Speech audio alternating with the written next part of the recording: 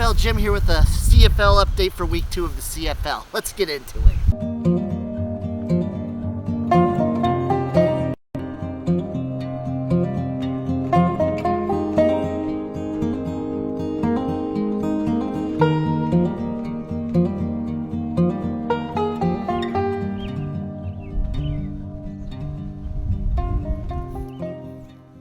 Hey there folks, CFL Jim here with my week 2 CFL recap. And I'm just going to jump right into it. Game number 1, we had the Toronto Argonauts facing off against the Montreal Alouettes, with the Alouettes losing in, again, crazy fashion. This has been a nuts 2 weeks for them. I feel really bad for all the Alouettes fans out there. It's going to be a good team. They're a good team. They're just having a rough go at it. Toronto, I expected a little bit more offense, but they still look pretty good. It was a very fun, nice competitive game. Good Thursday night football. Happy with how it all turned out. Toronto, I think they're going to be a big wild card factor. This is a fun game. But dang, Montreal, you're struggling 2 weeks in a row. You just hate to see it, unless you're not a Montreal fan because they're French. Anyway, main takeaways from the game: Toronto, it's week 1, it's their first game, so I'm going to give them a little bit of slack, but I expect a little bit more offense. Maybe they could be a wild card.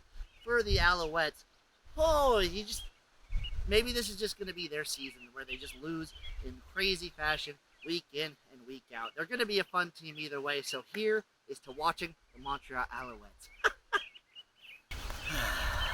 Game number 2, we had the Winnipeg Blue Bombers taking on the Ottawa Red Blacks in a rematch from the week 1 scuffle before, with the Red Blacks losing again, roughly. This one was a little bit bigger loss, 19-12 the Blue Bombers got it done by. So, takeaways from this game. Jeremiah Masoli is going to be really good for the Red Blacks, I think. He's going to be a really key factor. I think he's going to do a lot of good things for them. He is the Masola, as I'm dubbing him from here on out. I think he's going to make this Red Blacks team fun, interesting. He's going to get a lot done for them. They're not going to just be a doormat this year. They're going to be very competitive. I wouldn't be surprised to see them in the playoff hunt come the end of the season.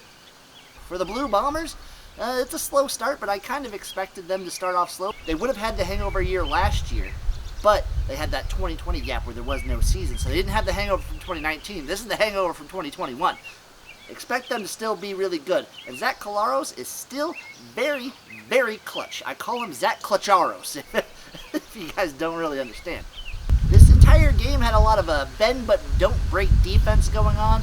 These teams would march down the field, especially Winnipeg's defense.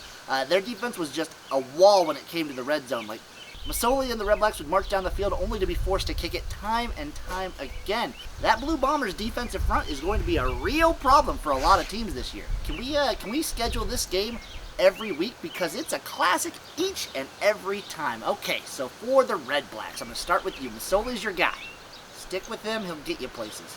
You just gotta clean up the play around him a little bit. And he's got to clean up some stuff too, don't get me wrong, but you're going to be a very fun team. If nothing else, the Red Blacks are going to be a very, very fun team. For the Blue Bombers,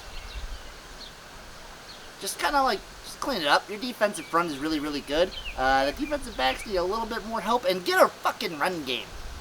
Hey there, buddy. We're on to game number 3. We have the Calgary Stampeders taking on the Hamilton Tiger Cats. The Stampeders turned out to be one of the luckiest teams on the face of good old dear Canada, and the Ticats just can't catch a break. This was a great game. Fun throughout. Dane Evans looked way better in this game than he did their premiere last week. Maybe he just plays better at home. Maybe Hamilton will be a home team, although they did lose this one, sadly, in overtime to the Stampeders, who just continue to be on this incredible lucky streak. I'd still like to see more of a run game for both these teams, if I'm being honest, but it was still fun throughout. I had a blast. Hamilton, it's hard to say. You're kind of happy you improved. You looked better. Your offense looked better.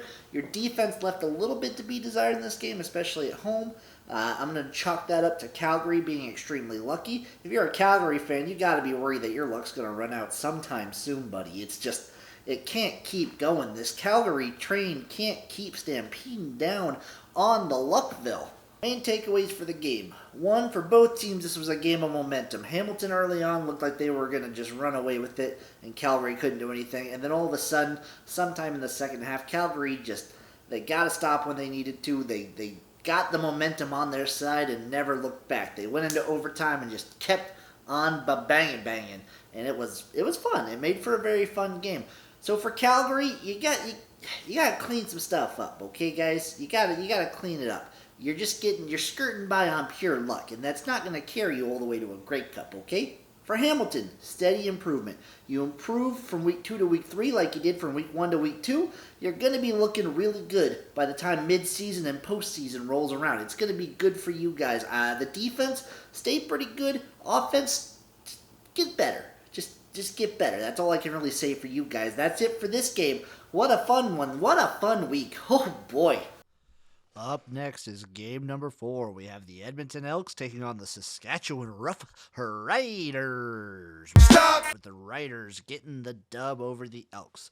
This was a hard-fought win for the Riders. The Elks looked much better in week 2 than they did in week 1. And the Riders, Cody Fajardo, this is kind of a weird game for him, but I think he did all right. I think the Rough Riders are going to be in a pretty good spot. After all, they are. You'll see in my power rankings. I'm not going to spoil that. I wonder what they're going to do with the Clark injury, though. That's going to be a big one, I think, for the Riders. I think that offensive line taking a big hit with that injury. I hope he's good. I hope he's a little bit better. Arbuckle struggling quite a little bit, but I think I'm wanting to see a little bit more. I think it's obvious for Edmonton that Kenny Lawler is going to be the guy. He was targeted so many times in this game, and I think he's going to be a difference maker for this team. If they ever want to compete, he's going to be a reason why this team does good. The Rough Riders, shut them down, open up shop. Again, they ramp up through the game. It takes them a while to get the momentum, but once they get it, they don't give it back. That's what a Rough Rider does for you, folks. But anyway, this game, very, very chippy. That was probably my favorite part. We had an ejection, we had yelling, we had shoving, we had almost fights, and that's always a very, very fun thing for this whole scenario. I just love some good old-fashioned chippiness when it comes to a game. Don't you? Comment down below if you like some good chippiness in a game. Takeaways for the game for the Rough Riders. No. Gonna have to wait and see how they recover with the missing offensive line. Want to see a better run game. Defense looks good. Cody Fajardo may be in for a breakout year. Expect a lot from this Rough Riders team. For the Elks, good improvement. You're gonna have to involve Kenny Lawler a lot, and I want to see some improvement each and every week. That's what you got to be looking for as an Elks fan. Marked improvement each and every single week. And that'll do it for week 2 of the CFL, folks. What a week it was. We had excitement. We had fun. Not as many hurdles, but it was a very fun week. And that brings us to my CFL Jim CFL rankings for the CFL Power ranking CFL teams week CFL 2. At number 9, I have the Elks. They're still at the bottom. They looked way better, but they're still at the bottom. They still haven't won yet. Number 8, I have the Hamilton Tiger Cats. They fought bravely, but boy, was it not brave enough. Just not enough for the Ticats here. Number 7, I have the Alouettes. Very unlucky. They might be the most unlucky team in the CFL, at least for the first 2 weeks, but that's not going to get them any points in my book. They're there at number 7. At number 6, I have the Red Blacks. Man, this team is fun. They're so fun, but they're not winning these games. They gotta get some W's in the books if they want to rise up on the power rankings. At number 5, I have the Toronto Argonauts. I expected a little bit more, but hey, they got the win, and what more can you want than a win? At number 4, I have the BC Lions. They didn't play in week 2, but they still looked really dominant in week 1, and that win against the Elks, the way they won, is looking even better after this week. At number 3, I have the Stampeders. They just keep winning. Maybe the luckiest team in the CFL, if you ask me. They just keep winning, though. Number 2, I have the Rough Riders. They just keep getting it done. Cody Fajardo looks excellent this week for a decent chunk of the game, but their defense is still going to get them through. And at number 1, I have the Winnipeg Blue Bombers. They're just going to keep marching away. I can't rank this team any lower until they lose.